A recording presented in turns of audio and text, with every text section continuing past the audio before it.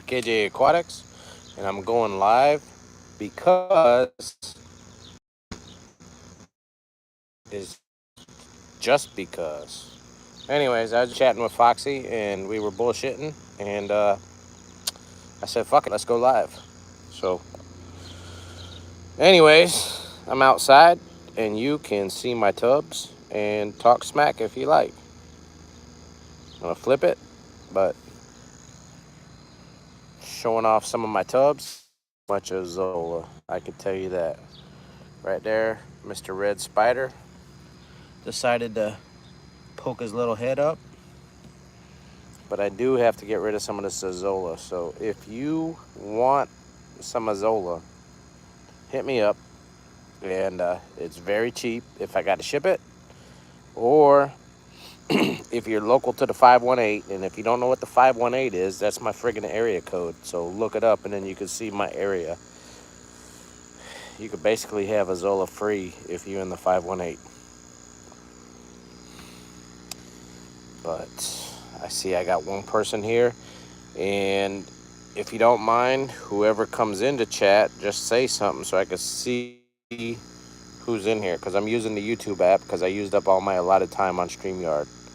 StreamYard only gives us cheap bastards a certain amount of streaming hours, and Jake and I used all those up going out to Madison, Wisconsin. So for this month, kind of screwed on using StreamYard. But anyways, throw something up in chat so I can see who's here. If you have any questions on tubs or anything else, you could also ask. So, oh, 3 people. So, anyways, let's start over here. So this is a 35 gallon. In this tub, I have Gyrodinus metallicus black chin. You're not gonna see him. And hopefully I see him when I empty this thing out. What's up, Jason? But again, like, hopefully I see them when I empty this thing out. It's one of my favorite little livebearers. It's a small fish, very cool. Look them up, Gyrodinus metallicus. Don't ask me how to spell it. And then I have the black chin variant. Nice live bear that stays on the very small side. This, but it got all boogered up. So, but the common name is orange hatchet Daniels. Cool looking. I saw them at the wholesaler. So I picked up a nice big group of them, and I threw them outside to hopefully I get some production. What's up, underwater?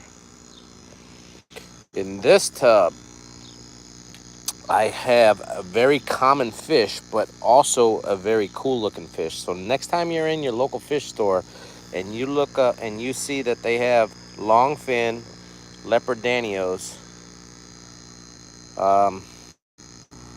don't overlook them just because they're cheap. And they are inexpensive fish, but they are outstanding looking. These aren't in this tub to make money. These are in this tub to make me happy. If I could breed them, I will probably bring these down to Norwalk Aquarium Society, one of my clubs that I absolutely love. In the fall, I'll bring them down there and share the fry if I get any. Who knows?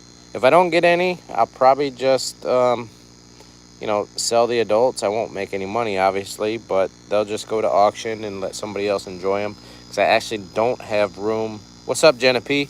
I don't have room inside. I just bought them because I love them, and I wanted to tub them. So, and that's kind of what I do during tub season. I keep some stuff out in the tubs for my entertainment and my pleasure. I don't, I'm in the business at KJE. I'm in the business to try to make money because this is my living. I don't do anything else. KJE Aquatics is what I do for income. But I'm an aquarist. I'm a hobbyist, and I enjoy this shit as much as you guys do. So, and tub season is my absolutely favorite part of the year now. I just love tubs. Low maintenance, basically zero maintenance if you have the right plants. And anyways, back to this tub. This is 100-gallon. And this has, don't go by this, it said rhombus barbs. That's what was in there last year until they all jumped out. My fault. But in here is Zizophrus mayi. So the mayi sword, wild type sword. And hopefully they're doing pretty good. I've had these guys for a few years, and I haven't put them in the tub before, but I'm trying it this year. If you guys want to see some really cool plants, and some of these are still available on the website. Pond tub season is not over yet, but I know Miss Dee Dee put up a video of one of these, I think yesterday or the day before. But this is the brain fart. This is the Taro Mojito. But check out these colors. And again, this isn't as big as Dee Dee. Dee Dee has a big one. But these are smaller. And it will get big. And super easy to overwinter. Super easy. I threw up a short on these guys yesterday. I think it was yesterday, but I put up a short. And these are blue pickerel. Probably the best plant as far as working for you in your tubs. The blue pickerel is an absolute beast on filtering the water. And you don't have to grow it. You don't have to, Matt says 2 big ones. Yeah, sometimes. Anyways, blue pickerel. Pickerel plants you can grow bare root. They don't need substrate. And if you want to do substrate, you could just do pea gravel. And then that's what you're going to see in here. This is just pea gravel that I get from the local home center. Really cheap, nothing fancy. You can get like a 50-pound bag of this, I think maybe for $8 or $10 at your local home center. So, and let's see down here again. This is a 35-gallon tub again, and then this has Vietnamese white clouds. Vietnamese white clouds are just another species of white cloud. To me, they're actually prettier than the common ones, and don't ask me because I don't have Google out here. I don't know the scientific name, but again, my buddy Alishan knows that stuff off the top of his head, and if he's here, he could post it. But anyways, you could look up the common name on Seriously Fish, Vietnamese white clouds, and you'll see there is a difference between the white clouds. What's up, Skitty? But in here, I have the all too common water hyacinth. Over here, I have bloody dock. Those grass-like looking plants, that's actually blue flag iris. It's endemic to the Northeast. Very popular as a bog plant. And you could also plant that in your garden. It don't have to be wet all the time, but it does good. Yes, Mateo, thank you for looking that up. But that's what's in here. And again, more pickerel. This actually is immerse grown water wisteria. It's pretty cool. I planted it, or I threw it in a pot. Let's see. Let me see if I can dig it out. Oh shoot, this shit rooted like really good. But you can see I put some stems in a 2-inch pot with rock wool. But see all those roots? These things are working like a beast for your tank. So this is your filtration right here. See all these roots? That's the shit you want. No other filtration in here. All I have over here is just the Airstone because it's been getting super hot, but we've been running Airstones all season. You do get some of this stuff here, which is algae. But algae is a sign of a, actually, in my opinion, algae is a sign of a healthy ecosystem. It really is. This is a food source. So breeding fish, this is actually beneficial to the tank, in my opinion. Looks like a green snot, but algae doesn't bother me. I don't keep show tanks anyways, so those people that like freak on algae or they freak on snails, sorry, that's part of it. But all right, next over in this tub is another 35-gallon. And then this has, I put 20 CPDs in here. So Celestial Pearl Danios. Very beautiful fish. Very popular right now in the hobby. I have a bunch inside and I put 20 out here to see what they would do. I know other people that have bred them before. Last year I tried them in the tub and I wasn't successful getting any fry. Probably just because I suck, but we're trying it again because I'm determined to get some fry out of this SOB. But we'll see. I know it's not so easy, and the issue, one of the issues, is I went and I have too much Azola in some of these tubs, and some of these smaller Danios, when they hatch out, they're super tiny, and I'm kind of afraid when I look for fry and I throw some of this stuff out, because I have to throw some out because it gets like really crazy.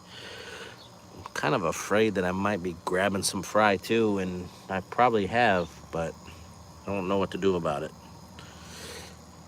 And right here, Mr. Ramshorn.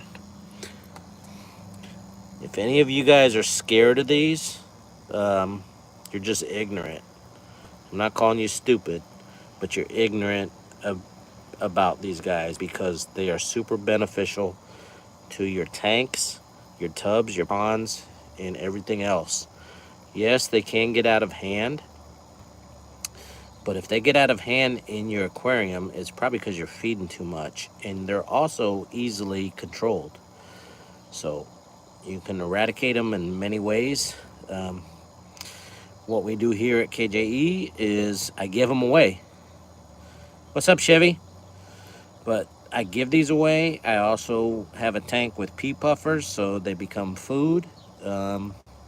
And they're really beneficial to fry grow out tanks. So if you keep any fry, if you eat any fish, most breeders tend to overfeed their fry, and because you want to try to, to maximize growth on the fish, so you want to make sure that they have food.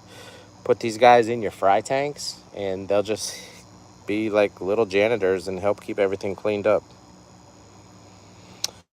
Moxie says her extra rams go to the chickens. Yep. So they would actually be good for chickens. I know that mix oyster shells in with like chicken scratch sometimes for their gut and stuff, but yeah, that would be similar to oyster shells. All right, this is my best tub. This is the big 300-gallon. I love this tub. I found this on Facebook Marketplace, and I got a heck of a deal on it. And I think locally at the Tractor Supply, these sell for about 300 bucks. I bought this practically brand new on Marketplace for 100 bucks 2 years ago. So this is my third season.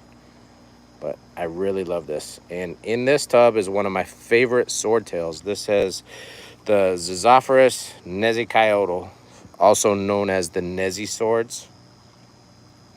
But that's what's in here. I put this, you can see this big long stick I put in there. When I went live before, I told you guys I didn't put that in there for decoration. I put that in there because some of these tubs I was getting dead birds in them, and they would get in there and they couldn't get out. So I added some of these sticks, some of these branches to my tubs just to allow birds, squirrels, chipmunks, or whatever a way to escape. Because one of the nastiest things, in my opinion, in my tubs is finding dead animals that are not supposed to be there. And then it's kind of sad too. So yeah, I'm not that all cold-hearted, but it is kind of sad. Anyways, if you guys want to see, I brought these in yesterday. So I went live, I brought these in. These are pieces of giant sensitive fern, and I just tossed them in here because they will grow floating. So we'll see how they, they have to adapt. And any of you guys, when you buy plants, you got to be patient. Sometimes plants, they go through the mail, they get beat up, they get kicked around, they're in a bag, and patient, they do come back. They do come back. So if you ever buy plants from me or other retailers and they might not look pretty like the picture you saw them, have a little patience because they will come back. Will sensitive fern survive 3A? I would say you need to overwinter it. Most of these plants, I would overwinter. I have a small, doesn't look so hot over here, but that's an African sunset. It's kind of struggling, but she'll come inside. I'll overwinter it. I have this beautiful one I did a short on. This is one I had the cool little South American ladybug on. But this is Canna Cleopatra. I'm actually going to bring this one down to, the Norwalk Aquarium Society.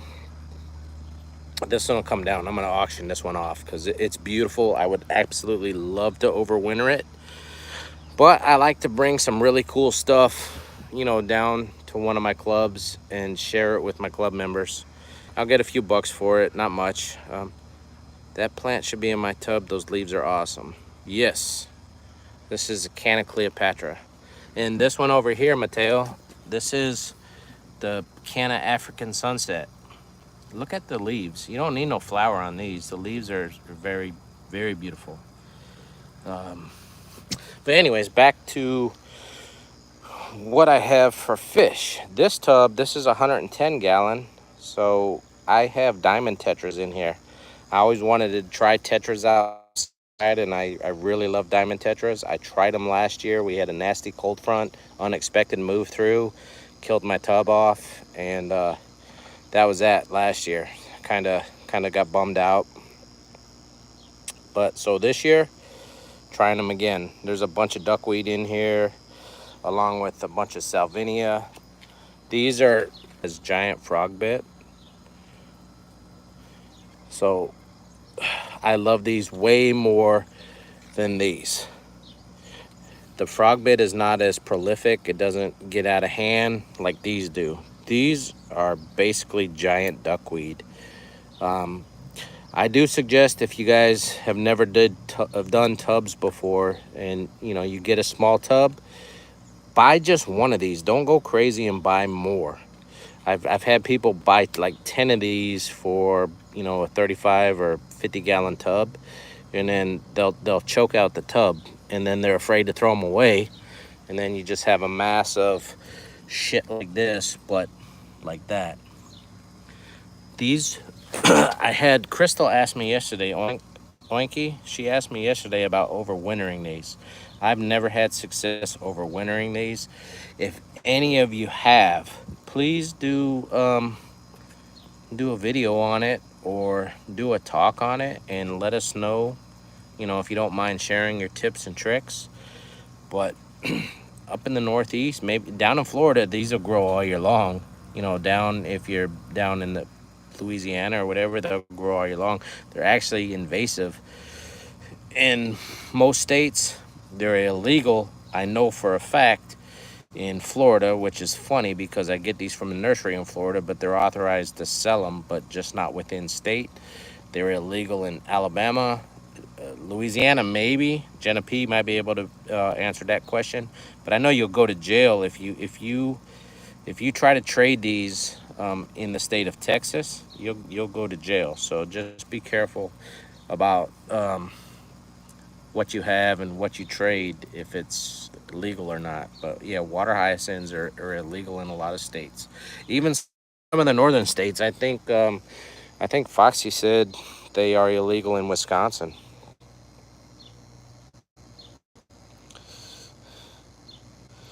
Hold on. Again, I'm using the YouTube app, so this isn't as good, in my opinion, as the other one, but it doesn't cost me anything. And I see Alishan, and if I didn't say hi to you guys, forgive me, because the chat pops up and then it disappears. So Alishan says you don't want to totally black out the bottom of the tub. Give extras to Q for her turtles. That's a good idea. Also, if you have tubs with koi, I think koi will nibble on them. Maybe some like comet goldfish will nibble on them, but they will go crazy. And also right here, look at this. This is Azolla, Salvinia, and red root floater. So, and we do sell the red roots. And if you buy red roots from us, you might get a little bit of Azolla and whatnot. But I try to pick it out, but it's not 100%. But we do have red roots. Red roots are really cool, actually really popular inside or out. So is Salvinia minima, very cool. The Azolla, which is right here, the Azolla will grow inside or out. So if you guys want any floaters, just hit me up. And if you have, I ain't even gonna say that, because you would have to have like Mr. Sunshine for light in order for the water hyacinths to do good. That's why they, in my opinion, what I told Crystal yesterday, these guys, get them for the season if they're legal in your area, and then throw them in the compost pile. Don't throw them in any local waterways, please. But I just throw them in a compost pile at the end of the season if they don't sell, and that's it. Isn't minima also called cat's tongue? I actually don't know. I always call it Foxy. Salvinia minima has always been called by me Salvinia minima. I never called it by any other common name. Azolla, which is this little stuff right here, is known as fairy moss. Red root floaters are red root floaters. I actually forget the scientific name, but most people just go by the common name for red roots. I have to look it up. I ain't that smart to remember all the scientific names. So, and this plant here, Alishan, check this out. This thing is, right now it's taller than me, which isn't hard to do. But this plant's probably, well, it's taller than me because it has a couple feet here. But this plant, if it was sitting on the ground, would probably be at least 4 foot tall. Very cool. This is Zebra Rush.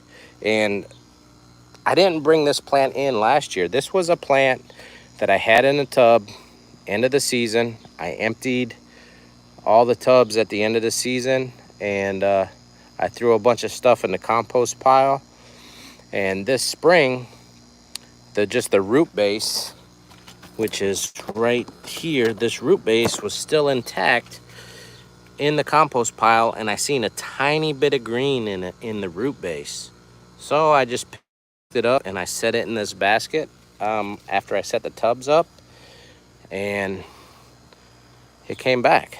So this overwintered outside all year long, just dry in a compost pile, snow pile, and it came back to this, and it's growing pretty cool. It's hard to tell on this picture, but you could look it up. The Zebra Rush, the leaves, the stems of this plant, they're variegated, so they're green with white in it, white stripes, if you could see. Very cool. Very cool for your ponds. If you planted this in a permanent pond, it's going to die back and it's going to come back. So if you're doing it in the tubs, I mean, I might just pull this out and, you know, chuck it again. Just set it over in the compost pile and it's going to keep coming back. Again, I have more pickerel rush right here. I have this probably in every tub. As I said, it's probably one of the best, if not the best, plant for filtration. And I don't have substrate in any of these tubs. The only thing, well, I take that back. I don't have any like dirt in any of these tubs. All I have in these tubs for substrate, not in the tubs, in the baskets, is just pea gravel from the home center. And if you guys want to know, I did a video on this. I'm in zone, there's like zone 5A and 5B. I'm in one of the alphabets. I'm in the colder A or B, whichever one that is. With 1/4-inch bolt and on each side. So I've had people ask me before how you do it. I did a little video on it, but yeah, just a 1/4-inch bolt or screw, fender washer on both sides. Works really good. So I don't stack up any cinder blocks or anything in the tubs and then put the baskets on top of them. That's how all these are hanging. You can see this one over here. It's just hanging up there. Same way with this one. You can see, oh, hold on, the old fat guy. The old fat guy has to get down here. But yeah, so screws or bolts, fender washer on the other side with a nut. So I said nut. And then these tubs are cool. You can get these. They're rip-off now. I think at Lowe's or Home Depot now, these are like over 60 bucks. And to me, that's rip-off. But they have a molded shelf inside, so you could stack your basket or whatnot. You could also do a little recycling. Use coffee container. This here's just a big Maxwell House container, and I drilled a bunch of holes in it. But works good. But anyways, that sunset plant is awesome looking. Yeah, Mr. Bob, how's it going?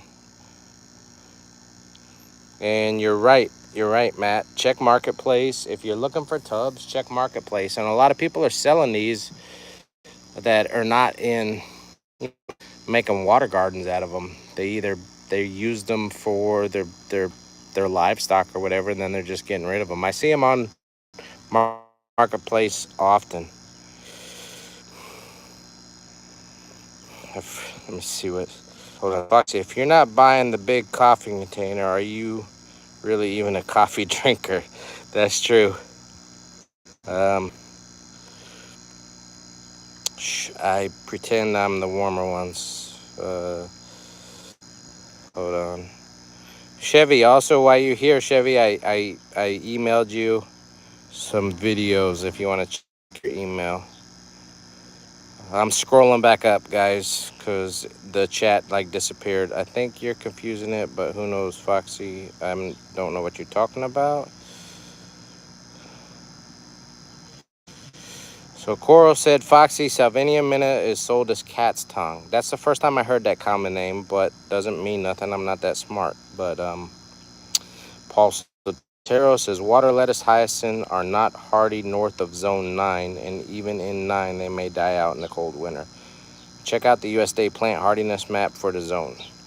Yeah, Paul, water hyacinth really won't survive in north of the Mason-Dixon, if you guys know what that is. Some parts north of the Mason-Dixon it might, but for the most part, no.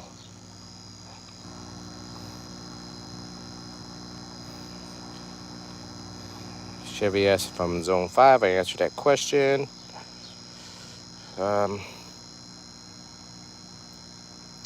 Alishan says he's trying bone set as a tub marginal. Original stems died, but new growth is coming nicely. I'm not sure what Boneset is. I'd have to look that one up.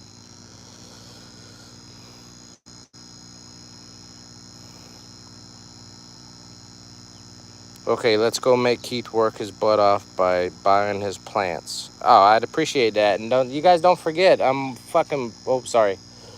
way more than just plants.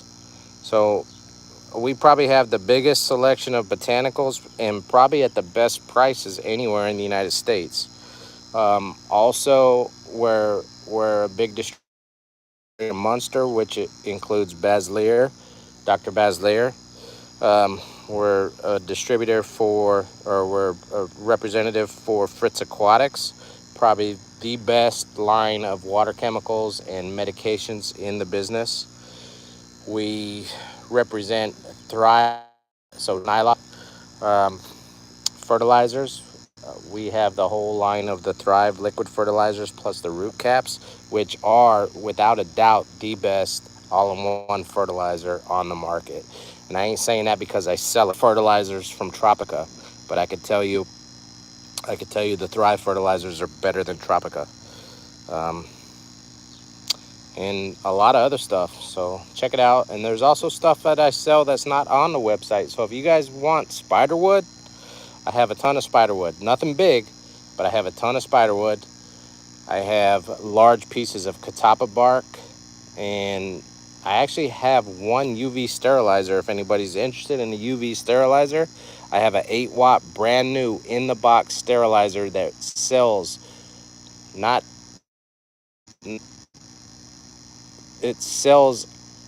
on Amazon for 198 bucks. I'll sell it to you shipped, 85 bucks. That's shipped, 85 bucks. So less than half of Amazon's price. And Alishan says, buy from Keith at the Clash.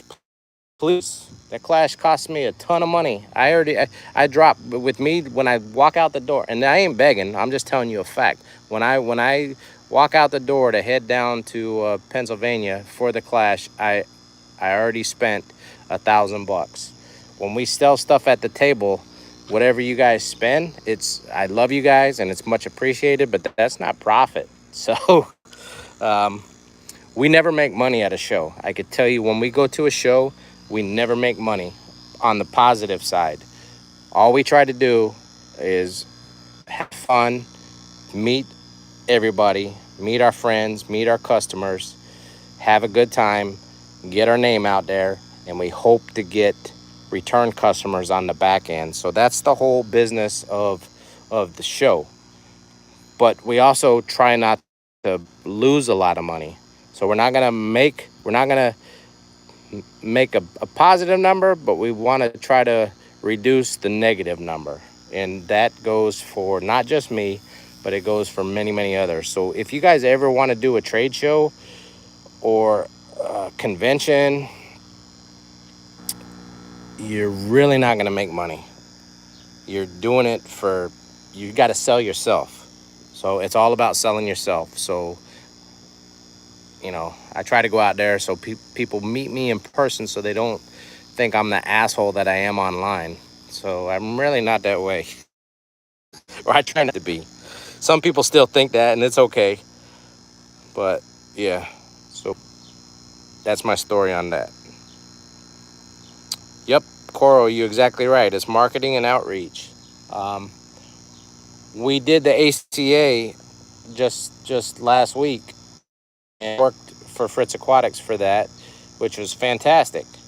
I got to meet a lot of people, talk to a lot of people, and it's networking. So we didn't make no money there. Peplin and Foxy sold some stuff on their table for KJ Aquatics, and much love for that. And so that helped a little bit, about getting our name out there. So I really appreciate that, Peplin and Foxy. But as far as like really making money at a show, you're not gonna do it. It costs a lot. It costs a lot to get there. It doesn't cost so much. The Keystone Clash is very reasonable on their booth rental. Some other shows are much more, but Keystone Clash is very reasonable. So that's not a huge part of the cost. But then you have 4 days that you got to pay for the hotel. You got all the incidentals for your food and drink, and depending on, you could eat beanie weenies while you're there and not spend a lot, and you could just drink water. But you know, it's nice. You're out of town. You gotta, have a nice meal and maybe buy a couple spotted cows. Who knows? So, anyways, you guys like see me bouncing around looking at my tubs. Oh, while I'm talking to you, this is a pennywort I forgot to show you. And I think I have this on the website still. But this is actually, it is it's not a wild species. So this, I think, has kind of been like, I don't know, line bred, line done something, man induced. But it's crystal ball pennywort. So that's what this is. You can grow this inside or out. And it's pretty cool that this is spreading out from like 1 or 2 pots. But it's spread out from the basket. It has all these roots. Check this out. And they just kind of float on the surface. I love this pennywort. It's beautiful. It really is. So this is crystal ball pennywort, and that's what I did. I did a YouTube short a couple weeks ago, and I made these little homemade floaters. So I just took a piece of polystyrene. I cut a hole for a 2-inch net pot, and then I took a piece of the pennywort. I stuffed it in there, and now that's just a little floating planter. Not pretty, but they work. Again, piece of poly. Look at that. So this one's been in here for probably 2 weeks, but look at all that root growth. That's what you want. See that root growth? That's sucking up all the dookie doo. Check a tub the other day, and hold on. Alishan said, and then this YouTube app, I absolutely fucking hate it.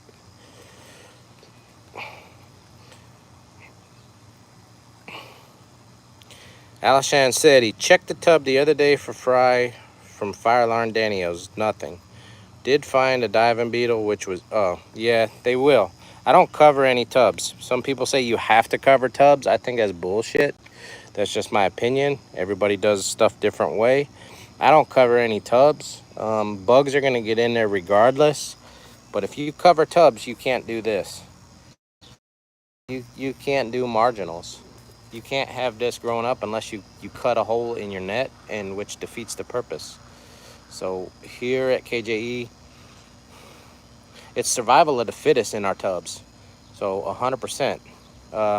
Survival of the fittest. I put fish out there and we see what we get. Mrs. Valakovic told Jake in kindergarten a long time ago. She told Jake, you get what you get and you don't have a fit. And I love that saying. So thank you, Mrs. Valakovic, for telling my son that, because I use it ever since. You get what you get and you don't have a fit. But I can tell you, if you load your tank up with, or you load your tubs up with plants, you're gonna have some that survive. And you see the stuff on the surface, but you gotta look, and I'm probably gonna get my shirt wet, but you gotta look at this stuff down below. This is Lowigia ovalis, and I have this on the website for sale too. But that's growing down below the water surface. So if you order this from me, it's gonna be tank grown. But look at this plant. This plant is friggin' massive. You might get a touch of algae. They might not be super pristine looking, but you're gonna get some beautiful plants. Those are all down below. So I have ovalis, I have Lowigia repens, I have hornwort outside. I forget what else I have outside, but Again, it's not just surface plants. You got to put some down below too. Another plant I highly recommend outside is any Vallisneria. So whether it be Vallisneria spiralis, Vallisneria americana, um, any of those, they all work like really well outside. You can put them in a 2-inch net pot and they just go. If you don't have 'em, if you don't have room for those plants or the valves at the end of the season, take them to your local club. A lot of these floaters, Alishan knows this, at the end of the season, the fall auctions may be inundated with a lot of floaters. All right, you're not going to get much money for them because they don't last unless it's red root floaters or salvinia. But then there's going to be so many people that have it that the shit will go for at best $1 a bag. So it might not even be worth bagging it. But if you guys take water hyacinth to your local fish club at the end of the pond season, just to me, that's a waste of time. Just throw this shit away. Nobody's gonna buy it at the end of the season. They'll buy it. They'll pay $5 or $6 for it at the beginning of the season, but at the end of the season, you're not even gonna get $1 for it. So, and that's just a fact. Same way with. Look at that. Look at these roots. Look at this shit. This shit is friggin'. Look at that. That root system right there is 2 foot long. You know how much fry cover and food that provides the fish? But this is American sponge plant, but you won't get shit for this. You could take a couple and you can get somebody that's ignorant and don't know, but I wouldn't give you a nickel for this plant at the end of the season. At the beginning of the season, yeah, it's totally different. Or unless you down in the region where it could live all year long. But usually, like a lot of these plants, again, above the Mason-Dixon, they're not going to survive outside for long. Not the floaters. Now the marginals, if they're a hardy marginal, then they can. But plants like taro, that's a tropical marginal. It wouldn't survive the winter, so I bring these inside. If they don't sell, I bring them inside. They're going to shrink back. But I'll just keep a 5000K shop light above them, probably for about 4 to 6 hours a day, and they survive. They don't thrive, but they survive. And then you could put them out next year. Let me show you this one. This is my baby, and it's not for sale anymore because this was one that was for sale a season ago. This is called the Bikini Teeny Taro, and I like the name. It's not real fancy, but this is the Bikini Teeny. But this one here was a survivor from last year, and I overwintered it, and she lived. So now she's my friend, and she's gonna stay with me. Not for sale, unless you give me a lot of money. You know, I'll sell my kids, you give me a lot of money. But right now, the Bikini Teeny is one of my kids. So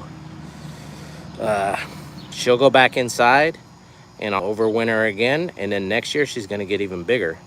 Again, she'll shrink back because of the lack of nutrients and Mr. Sunshine, but she'll survive. Oh, while I'm bent down here because I'm old and it takes me a second to get up, let me show you this really cool one. This is the first year we had these, the Arrow Arum. This is a really cool, I say everything's cool, but look this one up. I'll show you the name. The Arrow Arum. This is endemic south of us, down in Virginia, probably North Carolina, West Virginia. You'll find this one. But this one will overwinter. It will overwinter up here. So, but the Arrow Arum looks pretty cool. Kind of looks similar to pickerel, but it's a little bit different leaf shape. So there, I just stood back up, so I'm not gonna squat back down. That shit hurt.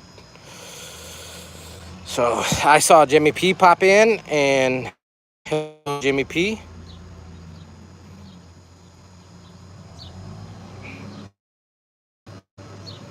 And Jimmy P said, thanks for the money. I try not to bullshit anybody, Jimmy. And I don't sugarcoat anything, and I might say stuff uh, that might offend people the way I say it, but I don't mean to. It's just how I talk. So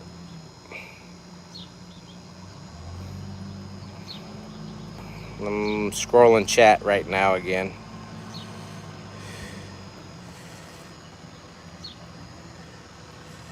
So yeah, Alacasia, I have one, and I have the Jack's Giant. And let me show you guys that. I got to walk around the front. So take a walk with me. I'm reading what Paul Sotero said, and yeah, it back. I'll bring my tomorrow's trash day, so I had to get rid of a bunch of cardboard. You can see that. Oh, you can look at my fucking pathetic garden doing shit. Hold on while I show you. So I can grow aquarium plants, but all these, this is Wiri Wiri peppers and habaneros. They weren't much bigger than this when I bought them like a month and a half ago. So I think I'm not doing very well with hot peppers. But cucumbers, oh my gosh, we gotta, and I planted the Kirby, so the pickle cucumbers. But so all you guys, you can get excited because I'm showing you my cucumber. But anyways, and jalapenos look like shit. But anyways, I just wanted to show you this one. Look at this Jack Giant. Here's the name of it. So it's the colon plant. So I can't pronounce it. But look at this leaf. Hold on. This thing is massive. And yes, I have a little ham, but this leaf is probably, yeah, but I got a big head. So this leaf right here is like bigger than 2 times my head. Pretty cool. Colon plant, yeah. It's the Colocasia. Colocasia, common name is Jack's Giant. So you can see a lot of the new growth right here. But I actually, well, my wife bought it for me. I got it this spring. So I'm gonna show you spam back, but I absolutely love that plant. And I was gonna grow it as a marginal, but I potted it up and put it in the front, and I love it. I love it, love it, love it. So that one will come back in the winter. But yeah, hashtag big head. I do got a fat.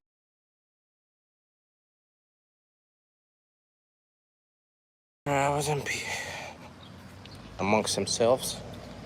I'm walking back this way. Shit, I already been out for 45 minutes. Like I said, I was just bullshitting with Roxanne on Facebook Messenger, and I said I'm gonna go live, and she's like, do it. So I did it. So you guys are getting a impromptu live chat because of Roxanne, so blame it on her. But, all right, I'm gonna sit my fat ass back down. So, oh, all right. She double dog dare me. Yeah, Chevy, elephant ear. Elephant ear is like a broad term because taro, this is same leaf shape, but this people call these elephant ears too. But so I try to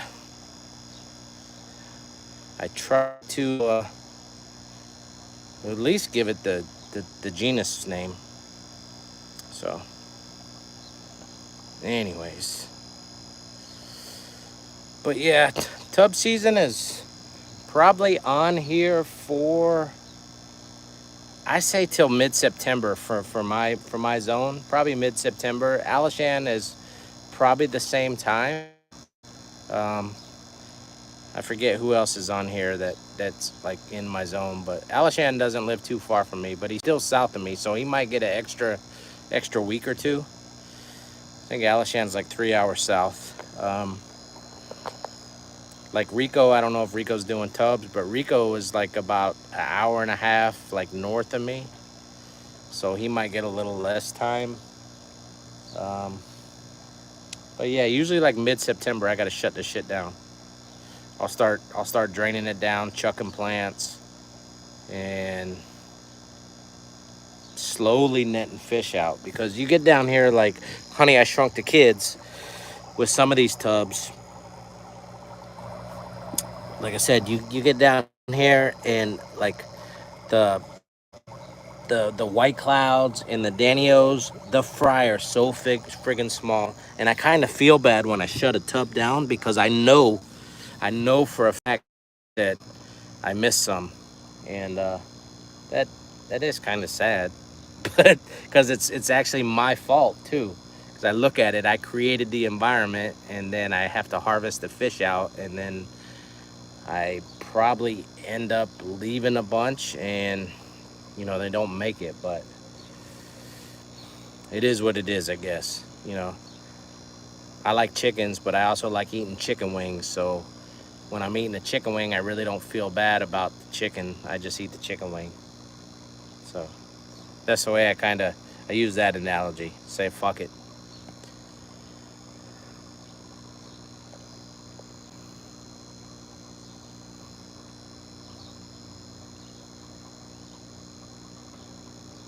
You guys hear that noise? That's a old shitty ass air pump. As shitty as this air pump could be, I wouldn't use it in my fish room. But this thing's been chugging along now. Out, I don't even cover it because I don't care if it dies. But it's been working out here for 2 years now. Again, I wouldn't buy one of these for your fish room. It's loud as F, and it's not so hot here, but you put it inside, and then these get so hot where you can't like keep your finger on it. Right now, I'm just like tapping it, but if I held my finger on it, it would burn me. It's super hot. So in the wintertime, if you don't mind the noise, it might help heat the fish room, but overall, those things are garbage. I wouldn't buy one, but I had one, so I'm just using it. When it stops working, I'm not gonna fix it. You could pull this cover off right here, change diaphragms, but those parts probably cost you almost as much as a new pump. So if you guys want a quality pump for your fish room that's quiet, that's like quality, that's gonna last a long time, I suggest you look at Alita or look at Gemco. Either one of those, you invest. You only got to buy it once. These here, you're rolling the dice. Like I said, this one's been good, but I wouldn't roll the dice on it. Mexicali happening. Thanks for joining. And if I missed any of you guys, hello as a group. I'm gonna try to bring the chat up again because it disappears. See. Oh, fishfam.links. It's great to have a stream and a place for fishfam community to come together. That's so sweet. Alishan says he'll take fish inside mid-September. That's about same here. We leave plants out through October, maybe mid-November. Yeah, like the hardy lily. I usually like the lilies. I'll leave them till the lilies, start to die back, and then I'll overwinter them. Thank you for the link, Chevy. Jimmy P said Keith is great. Well, I appreciate the compliment. I got you fooled, Jimmy. So in this case, people are talking amongst each other. Keith, peppers need a lot of hot weather to take off. Mine are just, yeah, Paul, mine, it's been hot as heck here though. It's been, Paul, for my peppers, it's been hot, no joke. It hasn't been cold really up here. And we've had a ton of rain, so maybe the soil is too wet. That's kind of what I was thinking. Maybe they need like a more drier period. I don't know. But my Wiri peppers last year, if you guys don't know what Wiri are, look them up. It's Wiri. They're a small red pepper that pack a big punch. They're probably on par heat-wise as habaneros, but I love the flavor of them. We have a huge Guyanese community, a West Indian community that live in my general facility. So I am pretty up on West Indian food, and they make pepper sauce out of the wiri wiri. Um, so for the Guyanese do. Now the folks from Trinidad, they use wiri wiri and habanero and Scorpio, so they mix it. So I try those too. Um, but anyways, and a lot of people don't grow the wiri wiri around here, and then they actually, most white people where I live don't even know what a wiri wiri is. So I bought them and I'm growing them, but they're not doing very good.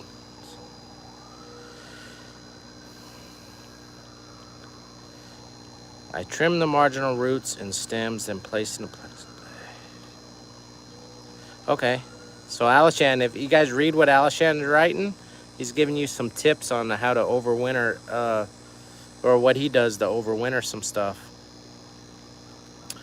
So he said he trims the marginal roots and stems and places in a plastic bag, placed in a covered styro, leave them in the garage. That's cool.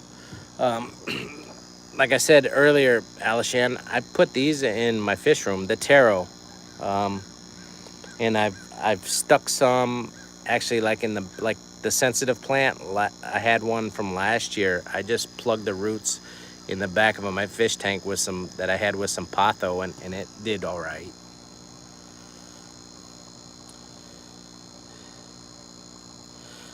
Paul Sotero says, FYI, pending union membership approval on the contract, there has been agreement on the new UPS contract. So, hold on. I friggin' hate the chat on this, guys. And I'm not spending money on StreamYard. I'm not doing it. What's up, Crystal? Thank you for joining.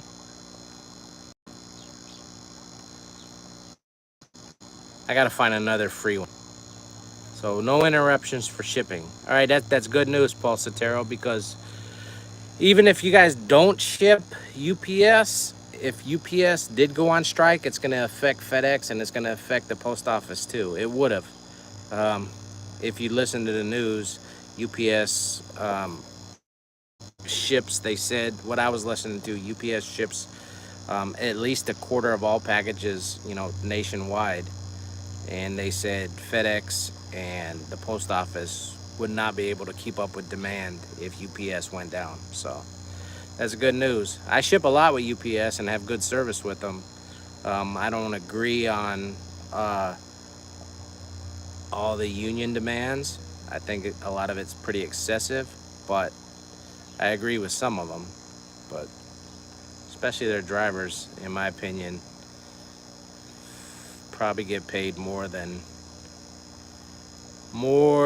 their share, but that's just my opinion. But whatever, if you can get it, I guess. But all right, guys, I think I yacked enough. I showed you my bullshit in the tubs. If you guys need anything, hit us up, kjeaquatics.com. You can find me on Facebook at facebook.com/kjeaquatics. Or if you're friends on Facebook, you could all to me if you know my name, and I think most of you do, at Keith Kalinowski. Send me a friend request on Facebook if you like. You could also find us on Instagram at kjeaquatics, and I don't do TikTok.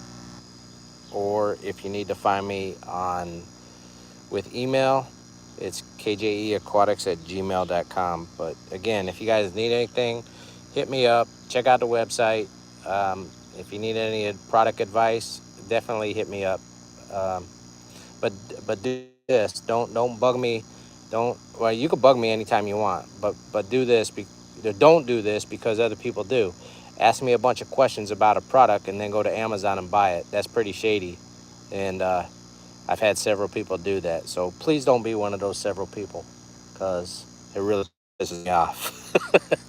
So, and like I said, I just say it like it is. But anyways, you guys have a great day. Thanks for hanging out on this pop-up and looking at my plants.